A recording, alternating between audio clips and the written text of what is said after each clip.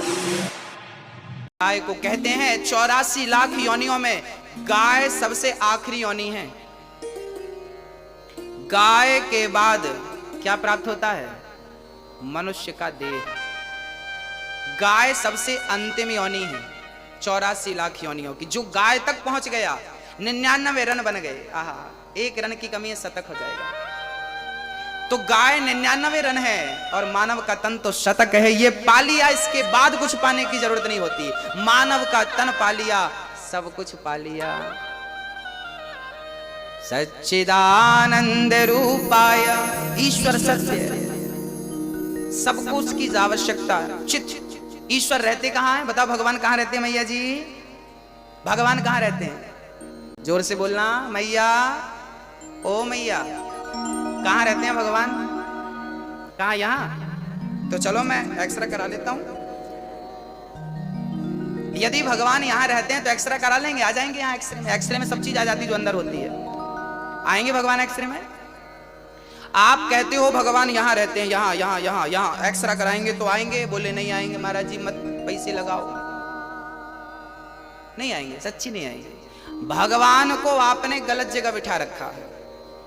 भगवान यहां नहीं होता। आप कहते यहां होता। भगवान मंदिर में, ना भगवान मंदिर में होते हैं, ना भगवान तीर्थों में होते हैं, ना भगवान हृदय में होते हैं, ना भगवान कण कण में होता है। भगवान कहां होता है? बोले भगवान तो भक्त के विश्वास में होता है। अगर विश्वास है तो भगवान है। जिनको विश्वास है उन्हीं के लिए मंदिर में भगवान है। जिनको विश्वास ही नहीं है उनके लिए मंदिर में पत्थर है।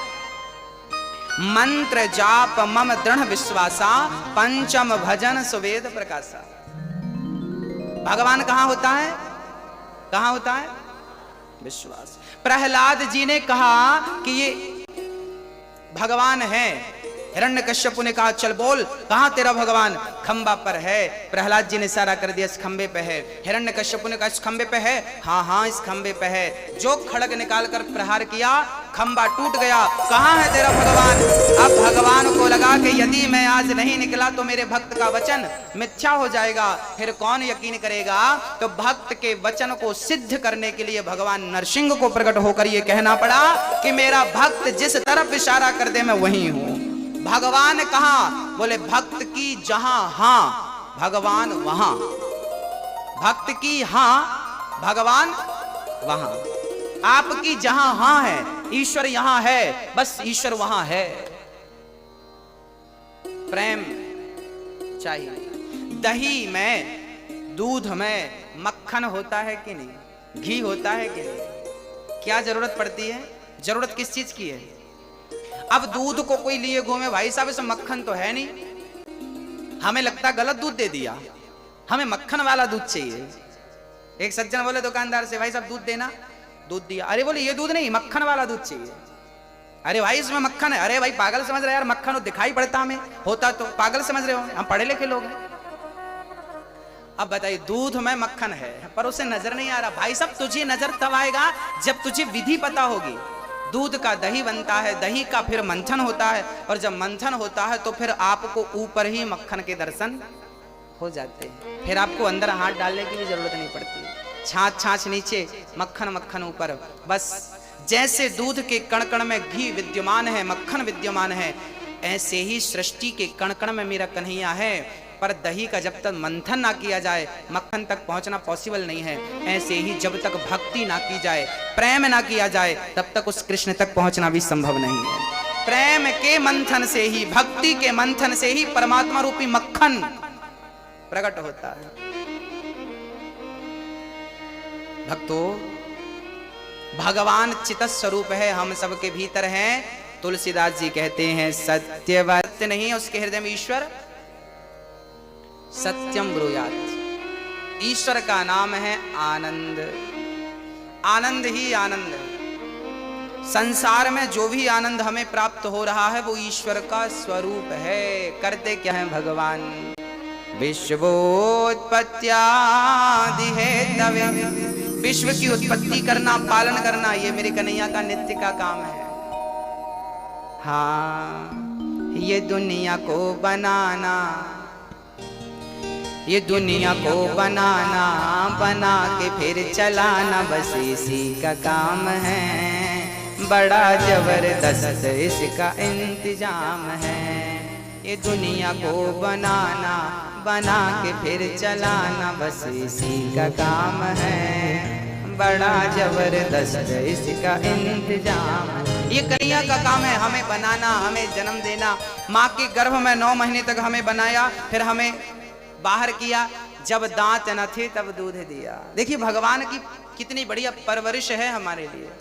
जब दांत न थे तब दूध दियो, अब दांत दियो तो को अन्न भी दे हैं। जल में थल में पशु पक्षिन की, सबकी सुधि लेते हैं, तेरे हूँ ले हैं। जान को देते अजान को देते, जहान को देते वो तो को भी दे हैं। रे मन मूर्ख सोच करे, क्यों सोच करे कछु हाथ न आई है। जब दांत नहीं थे तब पीने को दूध दिया, अब दांत दिया है तो चिंता ना कर, पेट भर भोजन देगा ही सही। वो भूखा घुमा सकता है पर भूखा किसी को सुला नहीं सकता। ये भगवान का काम है, सृष्टि बनाना, पालन करना। एक रूप में भगवान, विष्णु के रूप में भगवान सृष्टि को पालित करते हैं, पालन करते हैं। ब्रह्मा रूप में उत्पन्न करते हैं, शिव रूप में संहार करते हैं। तापत्रय विनाशाय कहते हैं, जो भगवान की शरण में होता है जीवन में कभी दुख नहीं आता। संसार में सब दुखी हैं, कौन सुखी है? केवल भगवान के भक्त, वो सुखी है। इसलिए उनके बनकर रहिए। ऐसे भगवान राधा कृष्ण सहित, कृष्ण को राधा सहित श्री कृष्ण को श्री कृष्णाय वयम नमः, हम उन्हें नमस्कार करते हैं। बोलिए कृष्ण कन्हैया लाल की।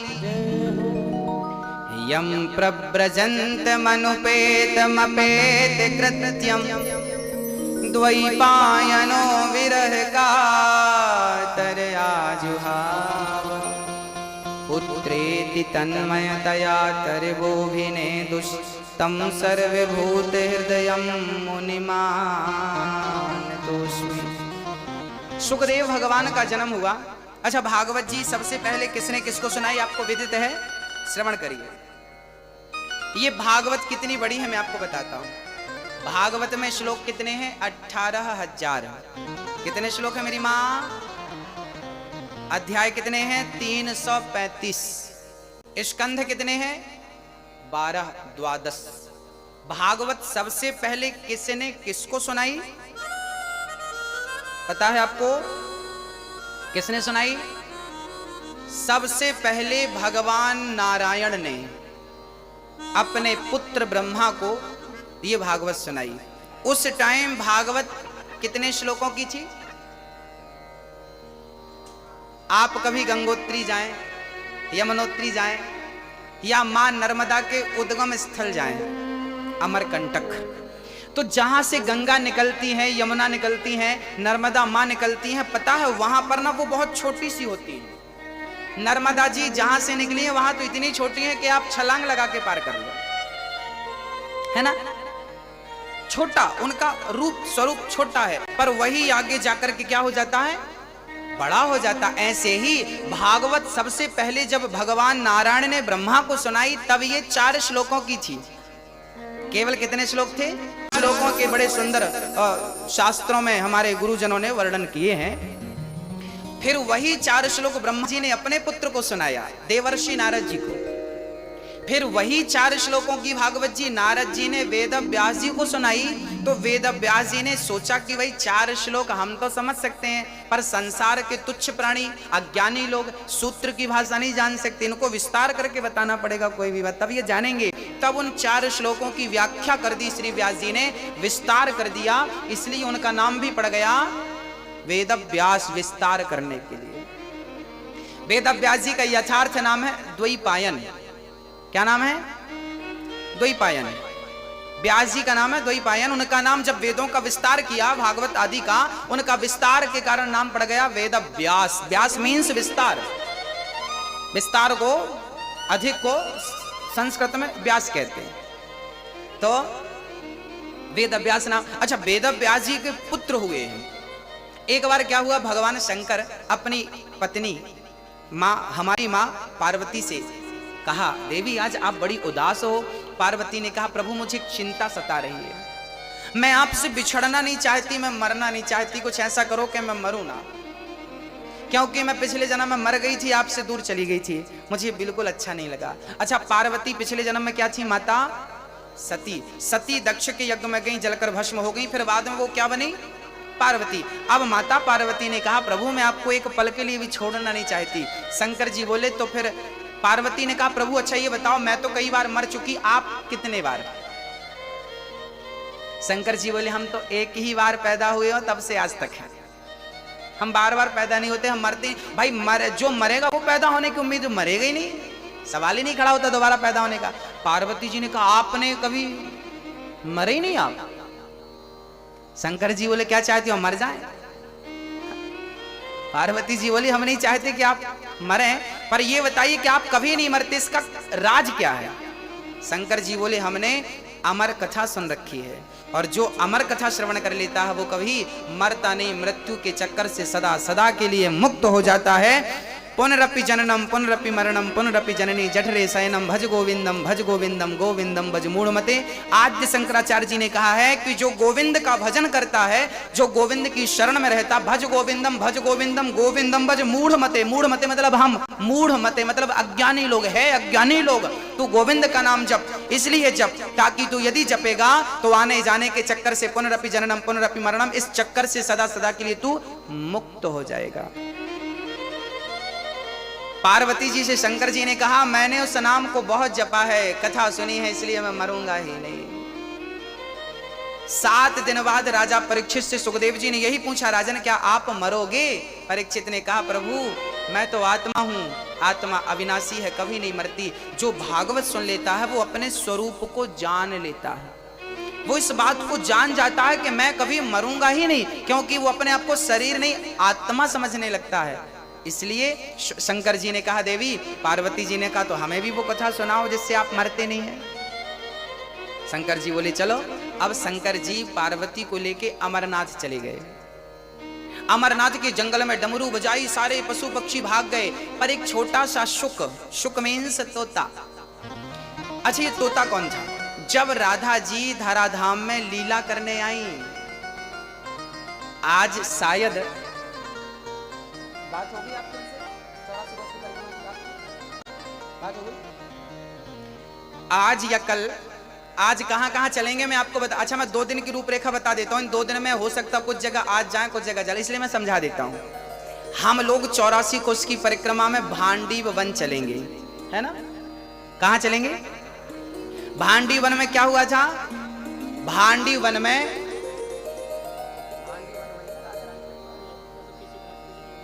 हाँ जी, भांडी वन में हम लोग इसलिए चलेंगे क्योंकि भांडी वन में भगवान श्री कृष्ण का राधा जी से विवाह हुआ था। आप लोगों को पता है ना, लोग कहते राधा जी से प्रेम किया तो विवाह क्यों नहीं किया। आज हम आपको 84 कोस की परिक्रमा में वो जगह दिखाएंगे, आज या कल, एग्जैक्ट आज नहीं कह सकता मैं, आपको वो जगह का दर्शन कराएंगे जिस जगह पर भगवान श्री कृष्ण का राधा से विवाह कराया था। किसने कराया था? ब्रह्मा जी ने। किसने लिखा है इस बात को? गर्गाचार्य जी ने। गर्गाचार्य जी गर्ग संहिता में इस बात को लिखते हैं। राधा जी का जिस स्थान पर विवाह हुआ था उस जगह का दर्शन करने का हमें सौभाग्य मिलेगा। भक्तों अब एक जगह और है भरतौड़ बिहारी जी, जहां आज, अब मैं आपको रूपरेखा बता रहा हूं, अब यहां इनमें से कहां आज जाते हैं कहां कल, वो आपको हम वही बताएंगे। इसमें से एक दर्शन आज आपको हो सकता है भरतौड़ बिहारी जी का। ये वृंदावन का वो मंदिर है। मैं कथा में एक बार आपको, अच्छा भागवत में जितनी कथाएं आपने सुनी है वो सारी लीलाएं उस जगह पर हुई हैं। वो कथाएं आपको मैं बताऊंगा, आपको याद आता जाएगा। एक बार क्या हुआ था ना, भगवान गाय चराने गए। गाय चराने के लिए भगवान श्री कृष्ण गए तो भगवान को जंगल में बड़ी भूख लगी, तो वहां पर यज्ञ कर रहे थे, बहुत सारे पंडित जी यज्ञ कर रहे थे। भगवान ने पंडित जी से कहा पंडित जी हमें भोजन कराइए, बड़ी भूख लगी है। पंडित जी स्वाहा स्वाहा स्वाहा, पंडित जी ने उनको, चूंकि यज्ञ करता ब्राह्मण बोलता नहीं है ना, मौन रह के करना। अब पंडित जी बोल तो नहीं रहे थे, अब बच्चों को अब बच्चे तो बच्चे खीर रखी थी तो बच्चों ने हाथ डाल लिया यज्ञशाला में। अब पंडित जी ने जो लाठी उठाई और दौड़ा, सारे बच्चे भागे, कन्हैया जी भागे। कन्हैया बोले लाला आज तो भूखी रहना पड़े, पंडित जी तो कुछ ना देवे। अब पंडित जी स्वाहा स्वाहा किसके लिए कर रहे हैं? भगवान को खिलाने के लिए, और खास भगवान खुद चल कर आया तो लठ मार के भगा दिया। अब यज्ञ करने वाले पंडितों की पंडितानी थी। कहते ना माँ के अंदर बड़ी ममता होती है। वो पंडितानी देख रही थी कि बच्चे बड़े भूखे हैं और बड़े सुंदर हैं और इन बच्चों को भोजन। अब पंडितानी ने जल्दी से बच्चों को, बेटा यहाँ आओ यहाँ आओ। अब पंडितानियों ने बुलाया और जल्दी से बढ़िया खीर बनाई और बढ़िया हलवा बनाया, बढ़िया पूड़ी बनाई और ठाकुर जी को गोद पर बिठा के यज्ञ करने वाले वो स्वाहा ही स्वाहा करते रह गए। और इन्होंने तो बढ़िया गोद पर बिठा के जगत के पालनहार को खिलाया अपने हाथ से। अब पंडित जी ने देखा मेरी पंडितानी खिला रही है, अभी आता हूं, खैर नहीं तेरी। अब पंडितानी ने घूंघट कर लिया, उस तरफ देखेंगे नहीं। अब पंडितानियों ने बड़े प्यार से मेरे कन्हैया के लिए भोजन बनाया और भोजन कराया। और जब भोजन करके जाने लगे भगवान, तो जिस जगह पर पंडितानियों ने भगवान को गोद पर बिठाकर भोजन कराया था उसी मंदिर का नाम है भरतौड़ मंदिर, जो 84 कोष की यात्रा में आज या कल आपको दर्शन होगा। वो जगह फिर वो कथा भागवत में आएगी 10वें स्कंध में, आपको सुनाऊंगा एक बारी और। पंडितों को फिर दर्शन भगवान ने नहीं दिया।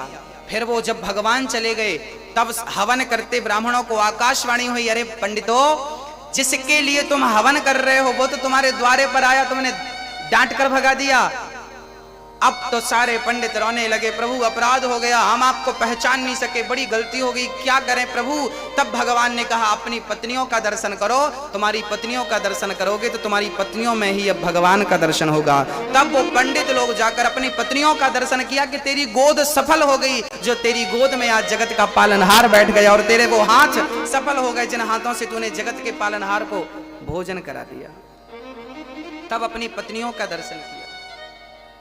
भगवान को फिर भी दर्शन, भगवान का दर्शन नहीं हुआ पंडितों को। फिर आप कितना भी यज्ञ कर लो, कितना भी कुछ कर लो, पर आपके भीतर प्रेम नहीं है, क्योंकि मिला ही न रघुपति बिनु अनुरागा, कि ये जोग जप ज्ञान विरागा। हाँ हाँ, आज यमुना पूजन के साथ हम लोग यात्रा उठाएंगे। यमुना पूजन के बाद हम बेलवन लक्ष्मी मंदिर चलेंगे, माट भांडीर वन चलेंगे, बंसीवट चलेंगे। बंसीवट कौन सा वट है जानते हैं? बंसीवट में जहां पर भगवान ने बंसी बजा करके भक्तों को, गोपियों का आवाहन किया था। और मधुवन, मधुवन वही वन है जहां पर प्रहलाद ध्रुव जी ने तपस्या की थी। ध्रुव जी ने 6 महीने तपस्या की और भगवान को पाया था। वो ध्रुव जी की तपस्या स्थल, तपस्थली वहां पर है, मैं आपको दर्शन कराऊंगा। ये सारे दर्शन जो हैं आपको करा करके और फिर वही हम आपको समझाते रहेंगे कि ये दर्शन की ये महिमा है, ये दर्शन इसलिए हुआ। फिर उनका विस्तार कल की कथा में, कल के सप्त में करेंगे। बोलिए भक्त वत्सल भगवान की। अब श्री पार्वती मैया, ये सुखदेव भगवान जी राधा रानी के चरणों के दास थे। जब राधा जी लीला करने आई तो राधा जी से तोते ने कहा कि माँ मैं भी आपके साथ चलना चाहता हूँ। राधा जी बोली आप जाएंगे तो वहां पर आपका भी कोई कार्य नहीं है, जब मैं लीला पूरी करके आऊं तब आप जाना। जब राधा रानी लीला पूरी करके चली गई, उसके बाद श्री सुखदेव जी आए और यहाँ पर जो शंकर जी पार्वती को जहां पर कथा सुना रहे थे, सुखदेव जी बैठे थे। शंकर जी ने पार्वती को कथा सुनाई, पार्वती जी ने आंख बंद करके कथा सुनी, उन्हें निद्रा आ गई, पार्वती जी सोने लगी। अच्छा, शर्त ये थी कि आप सो रही हो कि सुन रही हो इसकी जानकारी कैसे लगेगी? तो हुक्का देना था। एक राजा था, आप भी हुक्का देती जाओ, नहीं तो फिर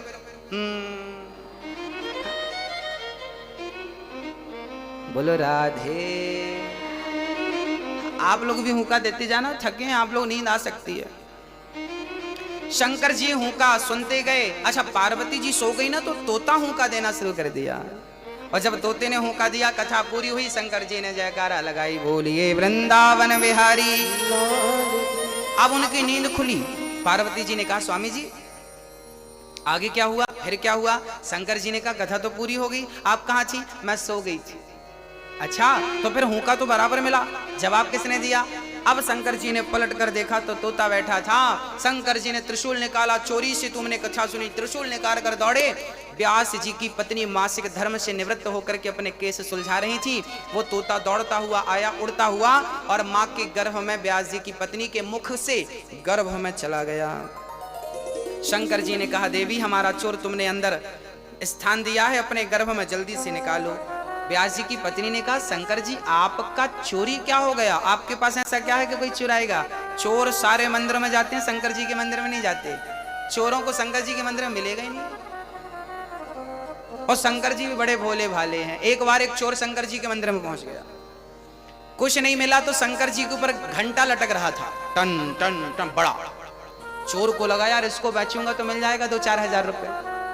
अब घंटा निकालने लगा, पर शंकर जी के ऊपर कोई चेयर वगैरह नहीं थी कि पांव छिड़क के निकाले।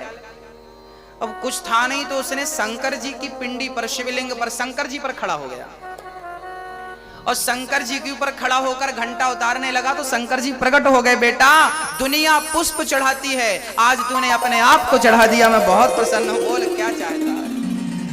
पर चोर की बुद्धि भी भ्रष्ट थी। चोर ने कहा कुछ नहीं चाहते, घंटा उतरवा दो बस। ये घंटे पे हाथ लगवाओ तो ये उतर जाए, तो 2-4 हजार का काम बने। जो सत्संगी नहीं है उससे मांगना भी नहीं आता, याद रखिएगा।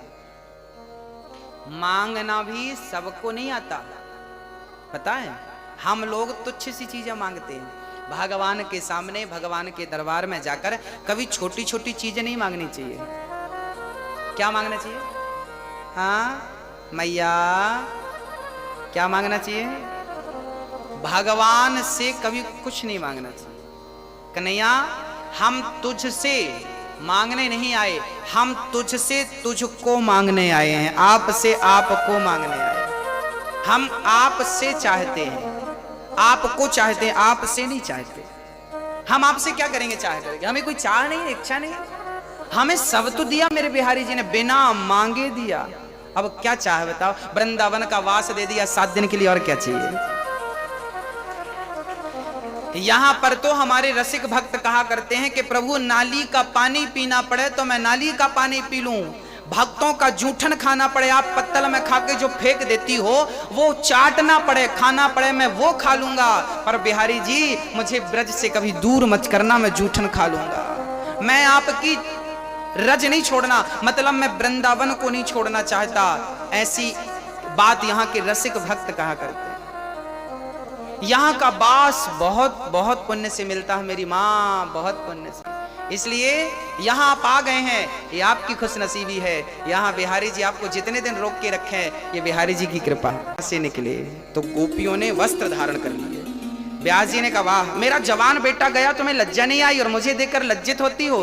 तब उन कन्याओं ने कहा सुगत व्यास जी, आपके पुत्र को यह भी नहीं पता कि स्त्री और पुरुष में भेद क्या है, आपको सब पता है। इस संसार में, ब्रह्मा की सृष्टि में केवल सुखदेव जी एक ऐसे थे जिन्होंने काम क्रोध को जीत रखा था।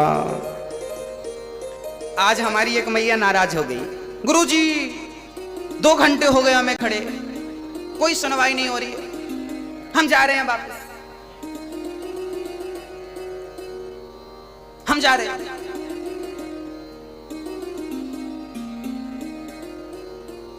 है ना? होता है जब आप लोग बहुत देर तक खड़े रहते हैं, आप परेशान हो जाते हैं, तब आप ना चाह करके भी बोलते हैं। देखिए वृंदावन में आके पहली बात तो कभी हमें गुस्से ही करना, और यहां आके हम कभी ये नहीं कह सकते कि हम जा रहे हैं। हाँ, धोखे से मत कहिएगा, क्योंकि ये बात यदि बिहारी जी ने सुन लिया तो बिहारी जी कहेंगे फिर जाओ, क्योंकि यहां आप आए हैं, आपकी मर्जी से नहीं आए। मैं फिर से कह रहा हूं, आप आए नहीं हैं, यहां बिहारी जी ने आपके अंदर प्रवेश करके ये प्रेरणा दी है कि चलो मेरे दर पे आओ। हाँ, यदि थोड़ी सी असुविधा हुई है हम उसे स्वीकार करें और सुधार करेंगे, पर आप धोखे से मत कहिए कि हम जा रहे हैं। हम सुन लेंगे तो चलेगा, पर बिहारी जी नहीं सुने ये बात, है ना? दूसरी बात ये है, सुखदेव जी को सुखदेव जी को राजा जनक के द्वार पे भेजा गया था। सुखदेव जी द्वार पर गए, द्वारपालों ने रोक दिया, चल खड़ा रहे। सुखदेव जी खड़े रहे, वहीं बैठ गए। सुखदेव जी बोले राजा साहब से मिलना है, कब मिलेंगे? बोले राजा साहब तो कल मिलेंगे। कोई बात नहीं, सुखदेव जी बैठ गए, वहां चिंतन करने लगे। कल फिर उठे, अब राजा साहब मिलेंगे? नहीं नहीं नहीं, आज नहीं मिलेंगे, कल मिलेंगे। भक्तों, शास्त्रों में लिखा है कि सुखदेव जी को 7 दिन तक द्वार पर बिठाया रखा, ना पानी मिला ना भोजन मिला। क्यों? क्योंकि सुखदेव जी को व्यास जी ने भागवत पढ़ाया। तो व्यास जी को लगा मैं अपने बेटे को भागवत तो पढ़ाऊंगा, क्या मेरा बेटा भागवत पढ़ने के योग्य है? क्या भागवत ये राजा परीक्षित को सुनाएगा तो क्या कथावाचक के योग्य है? क्या ये कथावाचक बन सकता है? क्या ये कथा सुनाने के योग्य है? क्या कथा पढ़ने, समझने, सीखने के योग्य है? तब पिता स्वयं व्यास जी ने अपने पुत्र सुखदेव जी को भेजा और जनक से कहा कि आप मिलना मत, मैं इसकी परीक्षा ले रहा हूं। 7 दिन तक द्वारपालों ने जलील किया सुखदेव जी को। चल यहां बैठ, यहां नहीं, चल यहां बैठ। 7 दिन तक जलील किया, खाना पीना कुछ नहीं। पर धन्य है सुखदेव जी कि उन 7 दिन में इतनी सी भी गुस्सा, इतना सा भी क्रोध नहीं आया। अब व्यास जी समझ गए कि मेरा बेटा कथा सुनाने और सुनने के योग्य है। देखिए, कथा सुनने का योग भी सब नहीं है, याद रखिए। आप लोग सुन रहे हैं, आप ईश्वर की कृपा है, पर कथा सुनने के योग्य कौन है?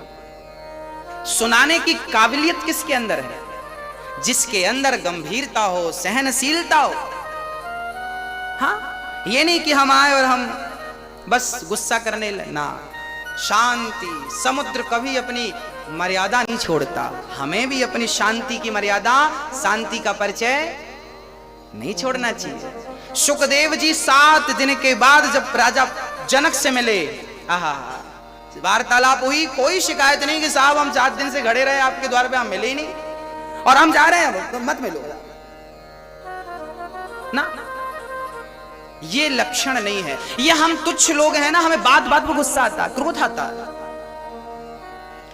मैं समझता हूं कि आप थके हैं, आप दूर से आए हैं, आपको भी फ्रेश होना है, रेडी होना है, तैयार होना है, जरूरी है। नित्य की क्रियाएं तो जरूरी है, पर वो सारी सुविधाएं हम थोड़ा नजर डालें, यहां वहां पूछो, सब कुछ मिलेगा, सब कुछ मिलेगा। पर आप जीवन में, यहां नहीं, मैं 7 दिन की बात नहीं कर रहा हूं, आप अपने घर पे भी, अपने बच्चों के साथ, पति और पत्नी के साथ भी कभी अपने धैर्य को खोइए मत। जीवन में क्रोध कब आता है? क्रोध किसे आता है? जिसने धैर्य को खो दिया, उसे क्या आएगा? क्या आएगा? क्रोध आएगा। जिसने धैर्य रखा, श्रद्धा और सबूरी, श्रद्धा ईश्वर पे क्या हो? श्रद्धा हो और सब्र हो। कहते हैं ना, सब्र का फल क्या होता है? हाँ, उस मिठास तक तब पहुंचेंगे जब सब्र रखेंगे। माता शबरी ने कितने वर्षों तक जंगल में झाड़ू लगाई, माता शबरी ने, और रोज रोज ऐसे ऐसे देखती। माता शबरी कहती, बोल बोल बोल कागा। माता शबरी कहती कि बोल कौआ मेरे राम। पूरी जिंदगी निकल गई पर सेवा नहीं छोड़ी, पूरे जंगल में झाड़ू लगाती। किसी ने कहा, माता शबरी ये पूरे जंगल में झाड़ू क्यों लगाती है? बोले, कब आ जाएं, कहां से आ जाएं, कोई नहीं जानता। मेरे राम के चरणों में कांटे ना चुभे, कंकड़ ना चुभे, कोई पत्थर ना लग जाए, पूरा जंगल साफ कर देती है। सेवा नहीं छोड़ा माता शबरी ने। और हमें भी क्या नहीं छोड़ना चाहिए? सेवा।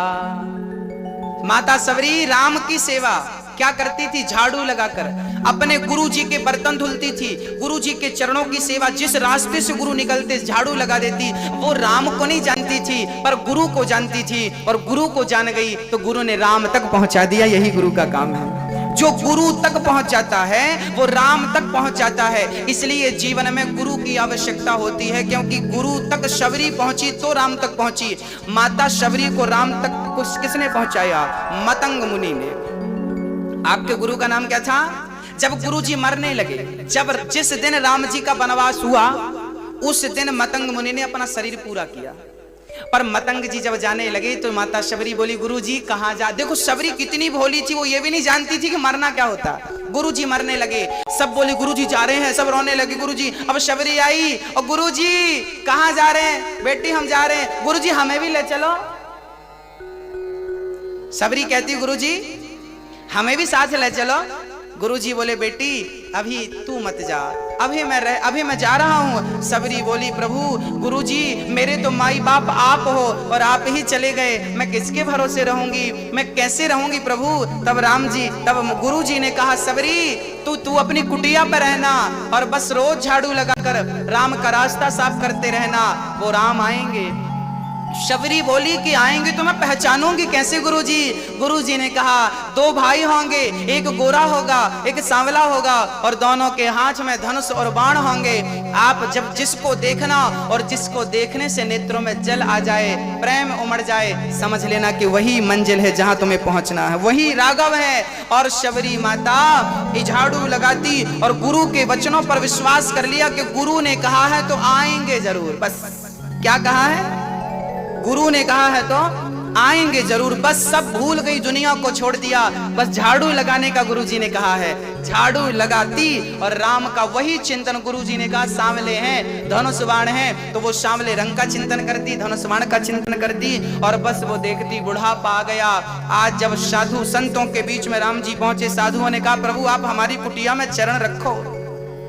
राम जी ने कहा पहले मेरी शबरी माता का घर बता दो। शबरी माता कहाँ है? पहले मैं उनकी कुटिया पे जाऊंगा। जो बड़े बड़े तपस्वी संत थे जिनको अपनी तपस्या का अहंकार था, आज उनका अहंकार नष्ट हो गया कि भगवान तपस्वियों के घर नहीं प्रेमियों के घर पहले जाया करते हैं। पत्नी की हर बात मान लेना गलत, क्योंकि पत्नी सिर्फ अपना भला सोचेगी, जबकि आपको आपके परिवार का भला सोचना है। आपके पिता का भला सोचना है, आपकी मां का भला सोचना है, आपका छोटा भाई है तो उसका भला भी आपको ही सोचना है। जबकि पत्नी सिर्फ अपने भले की बात करती है। सुनो जी इतना कमाते हो, क्या जरूरत है मम्मी को सब देने की, हमको भी दिया करो थोड़ा, यहां लाया करो, सब मम्मी को देते हो, सब पापा को दे दो, हमको दिया अलग रखो। ये पत्नी अलग अलग रखने की, अलग अलग करने की ऐसा बीज बो देती है कि वो बीज वो अंकुरित होने लगता है, फिर वो बाधा बनता है, फिर वो झगड़े का रूप लेता है। थोड़ा ध्यान देना, ये माताएं मन में बहुत गालियां दे रही होंगी हमें, लेकिन 100 में से 90% ये बात सच है। स्त्री स्वार्थ में आ जाती है। यदि स्त्री चाहे तो अपने घर को ऐसे प्यार के बंधन में बांध कर रखे कि घर परिवार को कभी बिखरने ही ना दे, टूटे ही ना दे। ये चाहे तो जिंदगी भर बांध कर रख सकती है और ये चाहे तो चुटकी में तोड़ सकती है। ऐसे आपका परिवार पापड़ की तरह है जिसे आप देखना पसंद करते हैं पर तोड़ना पसंद नहीं करते। लेकिन ये हमारी माताएं हैं, ये चाहें तो परिवार को जीवन भर के लिए अमर बना सकती हैं, जीवित रख सकती हैं, टूटने नहीं दे सकती। देवरानी को जिठाने से नहीं टूटने देती, सास को बहू से नहीं टूटने देती। एक परिवार को ऐसे मुट्ठी, ऐसे उंगलियां अलग अलग हैं, ऐसे बांध कर रखती हैं। कुछ स्त्रियां ऐसे बांध कर रखती हैं परिवार को, और कुछ स्त्रियां ऐसी होती हैं जो घर जाते ही साल भर के अंदर तोड़ देती हैं। होती है ना स्त्रियां, शादी के साल भर हुए कि छोरा पत्नी को लेकर अलग हो गया। अरे पहले के लोगों को देखो, जब 50-50 साल तक बंटवारा नहीं होता था, है आपको ऐसे दिन याद कि नहीं? पहले भाई का बंटवारा 30 साल हो गए शादी के, दो एक ही घर में 4 भाइयों का इकट्ठा चूल्हा जल रहा है। ऐसे परिवार भी मैंने देखे हैं। ये हमारे अग्रवाल परिवार में अभी ऐसा है। 4 भाइयों का इकट्ठा, बच्चे बड़े बड़े हो गए, नाती बड़े बड़े हो गए, लेकिन अभी एक चूल्हा है। ये संस्कार है, ये भारत की परंपरा है। राम लक्ष्मण भरत शत्रुघ्न 4 भाई थे। आपने कभी सुना कि ये आपस में पैसे के लिए, धन के लिए, प्रॉपर्टी के लिए लड़ते थे? नहीं। लेकिन आज का भाई क्यों लड़ता है? क्यों लड़ता है? मेरी मां, बुरा बिल्कुल मत मानना, इसमें आपका भी भला छिपा हुआ है। आपकी एकता है, एकता। अपने घर को टूटने मत दीजिए, एक सूत्र में बांध के रखिए। ठीक है, सास बुरी है, जेठानी बुरी है, कोई बात नहीं, चुप रहिए। महाराज जी, हमारी सास अच्छी नहीं इसलिए हमको अलग होना पड़ा। हाँ, हमें पता है कि सारी सासें अच्छी नहीं होती, ठीक है, आपकी बात माना, लेकिन उसका यह समाधान नहीं है कि हम अलग हो जाएं, एक ही रहे। ठीक है, हम ये नहीं कहते कि अलग मत होइए, ठीक है, चूल्हा अलग कर लो, रोटी अलग कर लो, चूल्हा अलग कर लो, चारों अलग अलग घर में रहने लगो, लेकिन चारों अलग होते हुए भी चूल्हे अलग होने चाहिए, रोटी अलग होना चाहिए, पर मन अलग नहीं होना चाहिए, मन एक होना चाहिए। ठीक है, आपकी यदि मजबूरी है तो कोई बात नहीं, चूल्हा अपना अलग रख लो, रोटी अपनी अलग करो, लेकिन दिल एक होना चाहिए। हम अपने भाई से प्यार करें, अपनी जिठानी से प्यार करें, अपनी देवरानी से टूटने ना दें, क्योंकि आप यदि टूट गए ना, याद रखना, शेर यदि अपने झुंड से बिछड़ जाता है ना, तो गीदड़ भी शेर का शिकार कर लेते हैं, मार डालते हैं उसे। और शेर झुंड में रहता है तो हाथी का भी शिकार कर लेता है। याद रखना, शेर अकेला कभी हाथी का शिकार नहीं करता। शेर जब जब हाथी का शिकार करता है तो झुंड के साथ करता है, एकता के साथ करता है। यदि शेर में एकता है तो वो हाथी का शिकार कर लेता है, और यदि अकेला फंस जाए तो गीदड़ भी उसको मार करके खा जाते हैं। यदि आपका परिवार एक है, अखंड है, तो बड़े बड़े संकटों से आप यूं ही निपट लेंगे, और यदि बिखर जाएंगे तो थोड़े से दुख में भी, थोड़े से संकट में भी आप खत्म हो जाएंगे, आपका अस्तित्व खतरे में पड़ जाएगा। समझ रहे हैं? एक कुंडली के नाम का लड़का था, पत्नी से बहुत प्यार करता था। अब पत्नी ने कान भर दिए, सुनो जी, तुम्हारी मम्मी ने तो हमें कुछ गहने वहने दिए ही नहीं। कुंडली बोला, नाना मेरी माँ के पास कुछ है ही नहीं। नहीं नहीं, मैंने तो देखा, शादी में तो सासू माँ ने इतना सारा जेवर पहन रखा था, उसके बाद तो कभी मिले ही नहीं। अब पत्नी ने पति को ऐसे भड़काया, ऐसी पट्टी पढ़ाई, ऐसी पट्टी पढ़ाई कि उसको भी अपनी पत्नी की बात सच लगने लगी। एक दिन माता पिता ने कहा अपने पुत्र से, बेटा हम काशी जा रहे हैं तीर्थ यात्रा में, अब तुम बेटा बहू रहना, सुखी रहना, बहुत प्यार करना लाड़ी से, बहुत प्यार करना अपनी पत्नी से, और सुखी रहना बेटा। अब हम लोग काशी जा रहे हैं, फिर वहां से बद्रीनाथ निकल जाएंगे, अब हम कभी लौटेंगे नहीं, जा रहे हैं। बहू बोली, सुनो जी, जाने लगे, अभी तो कुछ दिया नहीं, ऐसा तो नहीं कि ये झोले में भर के ले जाएं, किसी और को दे दें। एक काम करो, पापा जी से कहो, माँ जी से कहो कि हम भी चल रहे हैं आपके साथ काशी तक, वहां फिर झोला चेक कर लेंगे, इनके झोले में क्या रखा, मौका मिलती। हाँ, पत्नी ने कान भर दिए, पट्टी भर दी, पट्टी पढ़ा दी। हाँ चलो, लो भैया, छोरा बोला, पिताजी मैं भी आपके साथ चलूंगा काशी। पिताजी बड़े खुश हो गए, चलो सेवा करने वाला साथ में रहेगा, मस्ती से चलेंगे। लो भैया, माता पिता काशी पहुंचे, ये बहू भी साथ में लगी है, बार बार झोला देख रही है, क्या इसके भीतर, क्या बार बार सासू माँ का झोला देख रही है ना। बहुओं की आदत होती है, सासू माँ कहाँ क्या रख रही है, वो अपने कमरे में छेद कर लेती हैं, वहीं से देखती रहती हैं।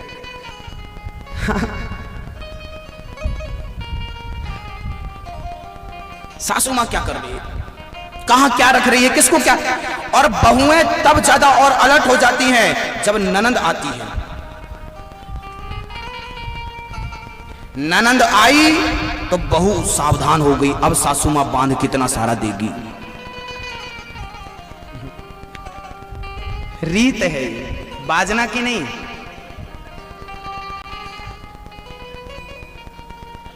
बुरा ना मानो, ननंद आई है।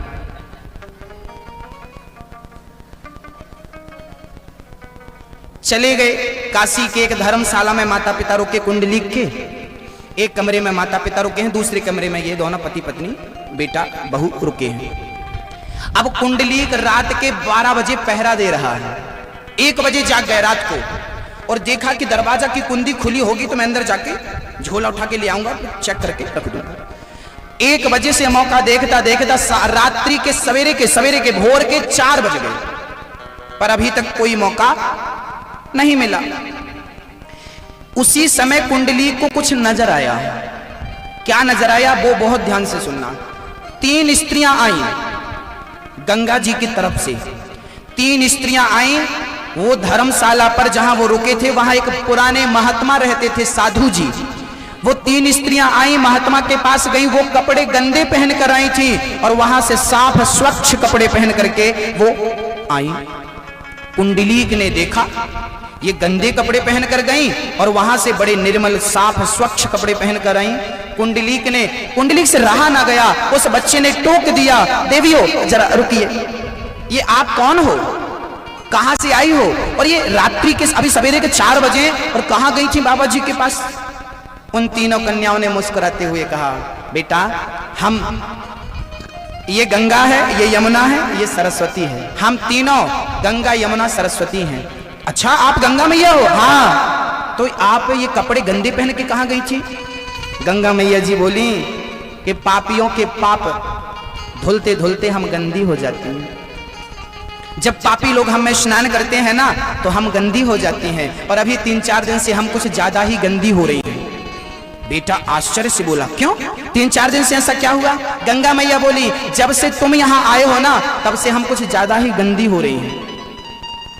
हमारे आने से? हाँ। गंगा मैया बोली, देख तेरा बूढ़ा बाप पड़ा है, जब वो मेरे जल में स्नान करता है मैं पवित्र हो जाती हूं, क्योंकि तेरा बाप धर्मात्मा है, तेरी मां बहुत धर्मात्मा है, निर्मल मन है, निर्मल स्वभाव है। लेकिन तू कपटी बेटा, तेरे हृदय में अपने बाप के प्रति कपट है, अपनी मां के प्रति कपट है, और तुम जैसे कपटी बेटा जब जब गंगा में नहाते हैं तो मैं और भी ज्यादा गंदी हो जाती हूं, और फिर ऐसे महापुरुषों का दर्शन करती हूं तब मैं पवित्र होती हूं। तुम जैसे बच्चे जब गंगा स्नान करने आते हैं तो गंगा अपवित्र हो जाती है, तो माँ बाप से कपट करने वाले गंगा नहा रहे हैं तो ये गंगा को गंदा कर रहे हैं।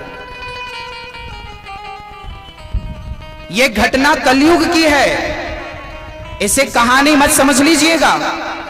वो पुंडलीक गंगा की बात से इतना प्रभावित हुआ कि अपने माता पिता को अपने पास में झगड़े पर पत्नी को छोड़ दिया, पत्नी के मोह से वो बाहर निकला और अपने माँ बाप को उठा करके उसने गाड़ी पर बिठाया और ले गया कि मैं माँ बाप की सेवा करूंगा। वही कुंडलीक अपने माँ बाप की ऐसी सेवा करता है, ऐसी सेवा करता है, ऐसी सेवा करता है कि एक दिन भगवान आकर के खड़े हो जाते हैं। बेटा देख मैं आ गया हूं, मेरा दर्शन कर। बच्चा बोला, आप कौन हैं? मैं कृष्ण हूं। तो सुनो, अभी मैं मां की सेवा में लगा हूं, आप कल आना। भगवान बोले कल मैं नहीं आऊंगा, आज दर्शन कर।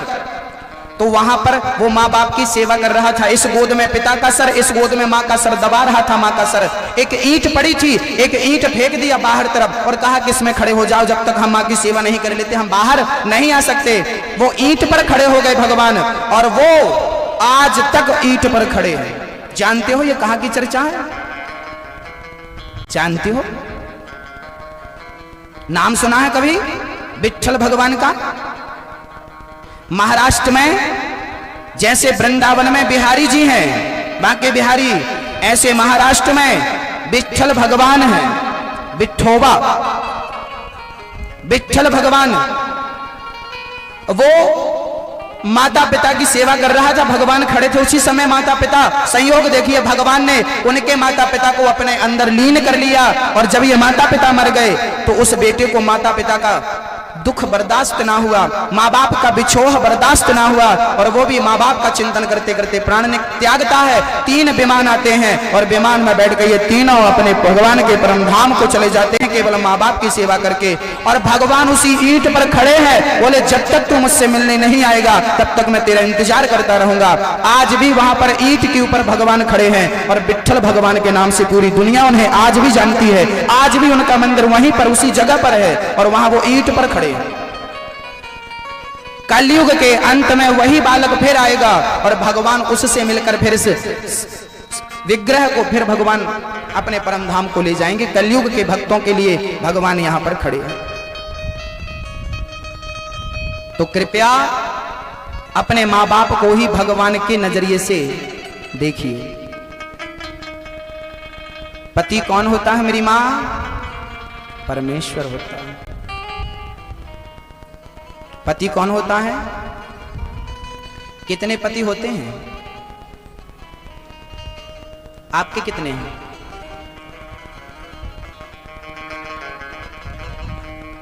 कितने हैं आप लोगों के? एक, ओनली वन। एक पति जिनका है वो हाथ उठा सकते हैं। उठाओ। एक पति है आपका। अच्छा, ये एक वही है ना जिसने आपके गले में मंगलसूत्र पहना या मांग भरी? वही ना एक? हाँ। आंख कितनी है आपकी? दो। कान कितने हैं? हाथ कितने हैं? पांव कितने हैं? भीतर किडनियां कितनी हैं? कभी सोचा है कि भगवान ने हर चीज दो दो क्यों दी है? एक खराब हो जाए दूसरा जिंदाबाद, एक खराब हो जाए दूसरी जिंदाबाद, एक फ्यूज हो जाए दूसरा जिंदाबाद, एक किडनी फेल हो जाए दूसरी जिंदाबाद, एक्स्ट्रा दे रखी है। ऐसे भगवान ने आपको पति भी दो दिए हैं। आज तक आपको यही पता है कि हमारा एक पति है, जबकि आपका एक नहीं है, आप सबके दो पति हैं। कौन कौन से? एक तो वही है जिसके द्वारा आपने मंगलसूत्र धारण किया, मांग मांग भरी, जिसके नाम की मेहंदी रचाती हो, वो आपका वाला।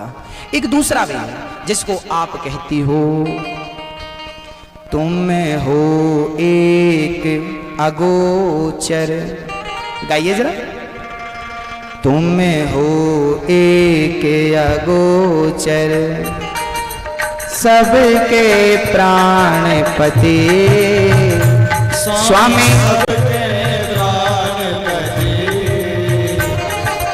किस विधि मिला हूँ दया मैं, किस विधि मिला हूँ दया मैं, तुमको मैं कुमति। ओम जय जगदीश हरे। फिर से दोहरा लीजिए। तुम हो एक अगोचर, सबके प्राणपति, सबके प्राणपति। तो ये किसका पति है? ये सबका पति है, लेकिन किसका पति है? ये प्राणों का पति है। तुम हो एक अगोचर, सबके प्राणपति। ये जो पति है ये प्राणपति नहीं है, ये शरीर का पति है, ये शरीर से प्यार करता है। लेकिन मेरा परमात्मा वो आपके प्राणों से, आपकी आत्मा से प्यार करता है। तो आत्मा का पति परमात्मा है। अपनी आत्मा को उस परमात्मा तक पहुंचाना है तो उसका ध्यान करना होगा, उसका स्मरण करना होगा। याद रखना, हम सब के भीतर, अच्छा ये तो स्त्रियां हैं तो इनके दो पति हम कह रहे हैं कि एक वो एक ये। आप लोगों का क्या है? आपका भी तो पति है। याद रखना, पुरुष भी अंदर से स्त्री ही होता है। पुरुष भी, आप लोग पुरुष हो कि स्त्री हो ये बताओ? पुरुष हो कि स्त्री? पुरुष।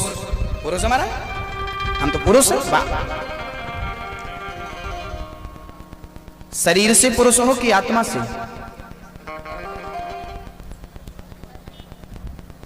आत्मा ना, आत्मा पुरुष नहीं है। आत्मा पुरुष नहीं होती क्योंकि आत्मा स्त्रीलिंग है। आत्मा होता नहीं है, आत्मा होती है। बहुत आत्मा होती है, बहुत आत्मा होती है। आत्मा होती है मतलब आत्मा स्त्री है, और यदि स्त्री है तो उसे पुरुष तो चाहिए। और कौन सा पुरुष चाहिए? बोले ये आत्मा है तो इस आत्मा रूपी स्त्री को परमात्मा रूपी पुरुष चाहिए। तो यही है जीवात्मा का परमात्मा से मिलन। अपनी आत्मा का परमात्मा से मिलन कर देना ही रास है। आज मैं जो रास की चर्चा सुनाने जा रहा हूं वो जीवात्मा और परमात्मा का मिलन है, वो शरीर का मिलन नहीं है। उसे शरीर का मिलन समझने की त्रुटि मत कर लेना। वो शरीर का मिलन नहीं है कि गोपियों का शरीर कृष्ण के शरीर से मिल रहा है, क्योंकि रास पर बहुत सारे संदेह खड़े होते हैं। भगवान ने रास क्यों रचाया? अरे भाई, भगवान ने जब रास रचाया था ना, तो उसमें लिखा है श्रीमद् भागवत में, उस समय भगवान की उम्र मात्र 7 वर्ष की थी। तो क्या 7 वर्ष के बच्चे के अंदर कोई वासना होती है? कोई भेद बुद्धि होती है? नहीं, पवित्र बुद्धि होती है। तो भगवान 7 वर्ष के थे और वो परमात्मा है, परब्रह्म है। बिनु पग चले सुनहि बिनु काना, कर बिनु कर्म करहि विधिनाना। वो परमात्मा सर्वत्र है। ऐश्वर्यस्य समग्रस्य धर्मस्य यश सहस्री ज्ञान वैराग्य और चैव षड्णाम भगतीर्णा। वो सर्वव्यापी है, सर्वज्ञ है। हम अल्पज्ञ हैं, हम अल्पज्ञ हैं। वो हमारे जैसा नहीं है। गोपियां आई हैं, भगवान ने गोपियों के संग रास रचाया है। अब मैं आपको बताऊं ये गोपी क्या है। गौ मतलब होता है इंद्रियां, पी मतलब होता है पीना। जिन्होंने अपनी वासनाओं को पी लिया है, जिन्होंने अपनी वासनाओं को खत्म कर दिया है, उनका नाम है गोपी। छोटे से बच्चे को आपने देखा, वो कपड़ा पहने या ना पहने कोई फर्क नहीं पड़ता। छोटा सा बच्चा, छोटा सा बालक कपड़ा पहने, वस्त्र पहने ना पहने, अब बताइए क्या छोटे से बच्चे के अंदर उसके सामने कोई कैसा भी नाचता रहे, उसके मन पर सामने वाले का कोई भी प्रभाव पड़ेगा? सामने वाला कैसा भी नाचे, छोटे से बच्चे पर सामने वाले का कोई भी प्रभाव पड़ने वाला नहीं है। ऐसे ही जैसे छोटे से बच्चे की बुद्धि पवित्र है, ऐसे गोपियां पवित्र हो चुकी थी। अपनी बुद्धि से, अपनी आत्मा से, अपनी इंद्रियों से पवित्र थी गोपियां। अंगूर को आपने जरूर खाया होगा, 1 बार 2 बार अंगूर आपने खाया होगा। अंगूर में पानी होता है, लेकिन वही अंगूर जब सूख जाता है तो किशमिश बन जाता है। वो अंगूर 100 रुपए किलो बिकता है, लेकिन वही अंगूर जब सूख जाता है तो 500, 600 और 700 और 800 रुपए किलो तक बिकता है। वही अंगूर है। अंगूर पहले गीला था तो अंगूर था, सूख गया तो किशमिश बन गया। अब बताइए कि अंगूर टिकाऊ होता है कि किशमिश टिकाऊ होती है? अंगूर तो सड़ जाता, किशमिश टिकाऊ होती है। क्यों टिकाऊ है? क्यों कीमत ज्यादा है उसकी? क्यों वैल्यू ज्यादा है उसकी? क्योंकि उसके भीतर का पानी सूख चुका है। ऐसे ही गोपियां जो थी, उन्होंने अपनी वासना का जल, इच्छाओं का जल, इंद्रियों का जल सुखा दिया था और अपने आप को किशमिश बना दिया था। कोई वासना नहीं रह गई थी, कोई कामना नहीं रह गई थी, कोई इच्छा नहीं रह गई थी। ऐसी गोपियां थी। कोई इच्छा नहीं, कोई कामना नहीं गोपियों के अंदर। ऐसी गोपी निर्विकार, निर्लिप्त, ऐसी गोपियां आज रास रचाने को आई हैं। लोग कहते हैं भगवान ने रास क्यों रचाया? उस श्रेणी में आप पहुंच जाएंगे ना तो ये प्रश्न नहीं करेंगे, है ना? उस श्रेणी में पहुंच जाएंगे, ये प्रश्न ही नहीं होगा। अब ये समझना होगा कि गोपी कहते किसे हैं। स्त्री का नाम गोपी है कि पुरुष का नाम गोपी है? तो याद रखना मेरी माँ, गोपी मतलब स्त्री नहीं होता। गोपी एक भाव है। भगवान शंकर भी उस रास में जब आए थे तो क्या बनकर के आए थे? गोपी बनकर आए थे। एक दिन वो भोले भंडारी बनकर के ब्रजनारी वृंदावन आ गए। भगवान शंकर भी जब उस रास में आए, अभी मैं सुनाऊंगा, जब भगवान शिव उस रास में आए तो क्या बनकर आए थे? गोपी बन। आज भी वृंदावन में शंकर जी का श्रृंगार गोपी के रूप में होता है। गोपेश्वर महादेव आज भी विद्यमान है, भगवान शिव श्रीधाम वृंदावन में। तो गोपी बनकर शंकर जी आए, तो शंकर जी तो पुरुष थे, फिर गोपी कैसे बन गए? बोले गोपी स्त्री या पुरुष नहीं है, गोपी तो एक भाव है। जैसे यहां बैठे हर व्यक्ति को श्रोता कहा जाता है। ये कौन बैठे हैं? बोले श्रोता बैठे हैं। अब श्रोता में सबका संबोधन हो गया, स्त्री का, पुरुष का, बेटा का, बेटी का। ये छोड़िए कि श्रोता भी थे और श्रोतियां भी थी।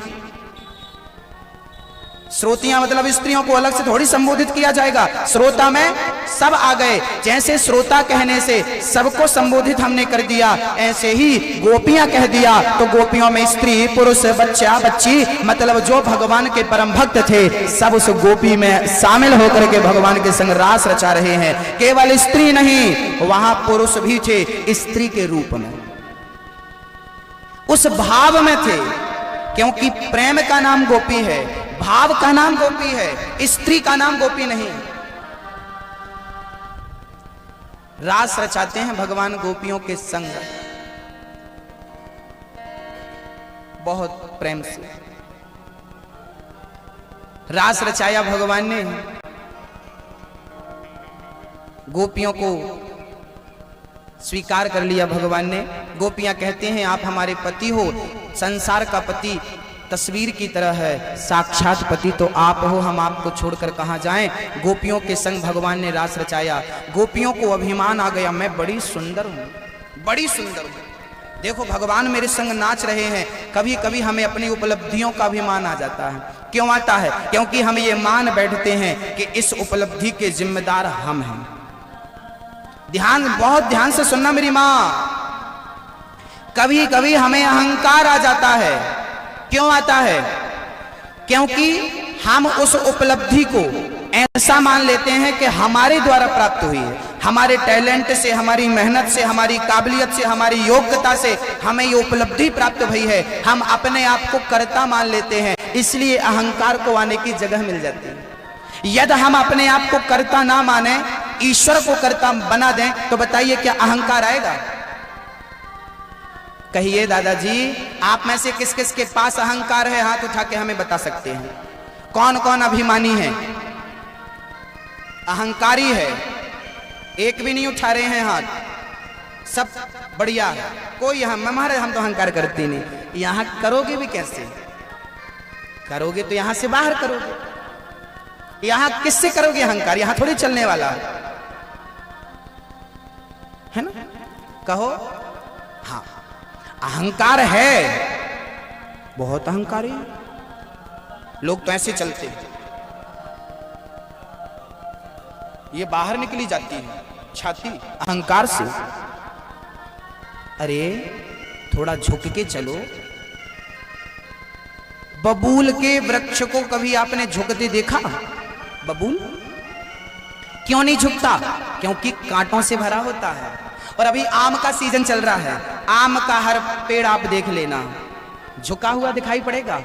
इतना झुकता है बेचारा, कभी कभी तो टूट जाता, डालियां टूट जाती है। जो फलदार होता है, जो गुणवान होता है, वही झुकता है सरकार, वही झुकता है। जो दुष्टता से भरा है बबूल की तरह, वो कैसे झुकेगा? कैसे झुकेगा? वो तो अहंकार में, मैं बड़ा हूं, मुझे नहीं जानता, वो कैसे झुकेगा?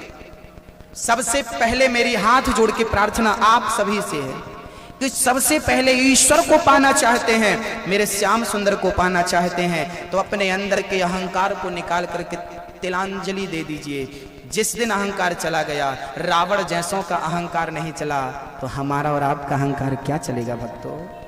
किस चीज का अहंकार है ये भी बता दो लगे हाथ। किस चीज का? मेरे पास बहुत पैसा, करोड़पति हूं मैं, 25-25 गाड़ियां हैं, 20-20 प्लॉट है, पूरे बाजना में जितनी जमीन है सब मेरी है, मैं बड़ा आदमी हूं, मैं यहाँ का राजा हूं। तुम राजा हो? 10, 25, 50, 100 एकड़ जमीन हो गई तुम्हारी तो तुम अभिमान करने लगे? उस परमात्मा के एक एक रोम में, अपना अपना रोम देखिए, एक एक रोम में ऐसी पृथ्वियां लटक रही हैं। ब्रह्मांड निकाया निर्मित माया, रोम रोम प्रतिवेद कहें। ये संसार उसी का है। अभिमान किस बात का? कितना भी अभिमान कर लो, कितनी भी प्रॉपर्टी जोड़ लो, एक दिन मरोगे तो मुट्ठी भर राख बन जाओगे। ले जाएंगे हमें शमशान में, दफना देंगे या तो जला देंगे। जला देंगे, राख ऊपर होगी, कोई आएगा मुट्ठी में भरेगा, फूंक मारेगा, हम उड़ जाएंगे। ये हमारी हैसियत है, ये हमारी असलियत है। एक छोटा सा दृष्टांत देकर के आपसे कुछ मैं पूछना चाहूंगा, कृपया बहुत ध्यान से सुनिए और जवाब आपको देना है, आप जवाब दीजिए। एक किसान था, यहीं बाजना कर रहा होगा। एक किसान था, उसके पास एक बैलगाड़ी थी, छकड़ा। छकड़े पर किसान बैठा, छकड़े पर 2 बैल जुते हुए थे, बैल छकड़े को चला रहे थे। किसान का पालतू कुत्ता छकड़े के नीचे नीचे चल रहा था छाया में। इस दृश्य को कभी आपने देखा कि नहीं, मुझे नहीं पता। गाड़ी का मालिक ऊपर बैठता है और उसका पालतू कुत्ता नीचे नीचे चलता है। एक बार गाड़ी जा रही थी, कुत्ता नीचे नीचे चल रहा था, एक गधा बाजू से निकला। गधे ने कुत्ते से पूछा, कहो भाई कैसे हो? कुत्ता बोला, बहुत मजे में हूं, आजकल तो थोड़ी चिंताएं बढ़ गई हैं। अच्छा क्यों? क्योंकि मालिक ने ये गाड़ी मेरे कंधे में रख दी ना, आजकल ये गाड़ी मैं चला रहा हूं तो टेंशन बड़ी ज्यादा है। 4-4 राउंड लगाता हूं मैं, खेत से घर, घर से खेत। गधा समझ गया यार हम इतने भी गधे नहीं हैं। ये गाड़ी तुम नहीं चला रहे हो, ये गाड़ी बैल चला रहे हैं। कुत्ता बोला, कर देना गधों वाली बात। अरे ये गाड़ी बैल नहीं, हम चला रहे हैं। कुत्ता कह रहा है गाड़ी मैं चला रहा हूं। बस आपसे इतना ही जानना चाहता हूं कि गाड़ी कौन चला रहा है? गधा चला रहा है, कुत्ता चला रहा है कि बैल चला रहे हैं? आप जवाब दीजिए। गाड़ी बैल चला रहे हैं। बहुत सरल उत्तर है, बहुत सरल जवाब है। गाड़ी बैल चला रहे थे, लेकिन कुत्ता क्या कह रहा था? गाड़ी मैं चला रहा हूं, गाड़ी मैं चला रहा हूं। बुरा ना मानो तो एक बात कहूं, वो कुत्ता जो है ना वो और कोई नहीं है।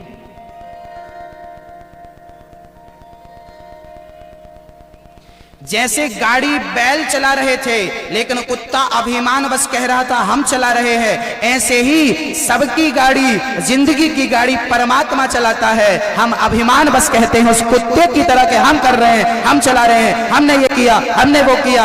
अरे एक सज्जन तो कह रहे थे कि हमने अपनी बेटियों का, अपनी बहनों का विवाह किया, 4-4 बेटियों का और 4-4 बहनों का विवाह किया। अरे आप नहीं करते तो क्या आपकी बेटियां और आपकी बहनें अभी तक कुंवारी बैठी रहती? कहिए। आप कुछ ना करते अपने घर में तो क्या आपके घर के लोग भूखे मर जाते अभी तक?